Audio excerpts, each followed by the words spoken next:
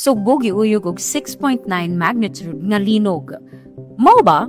Gabi sa Setyembre 30 giuyog ang tibok isla sa Sugbo ug mga kasigbit niini nga mga lalawigan sa usa 6.9 magnitude nga earthquake kun diin ang epicenter niini natala sa Bugos City habagatang bahin sa Sugbo.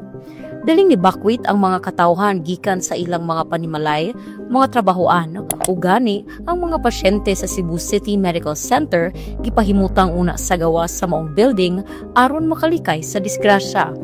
Gani ang Archdiocesan Shrine of Santa Rosa de Limasa sa Adan, Bantayan partially collapsed human sa kusog nga linog. Sa pagkakaroon ongoing pa ang mga disaster rescue operations labi na sa habagatang bahin sa Sugbo kundiin mas grabe ang epekto niini.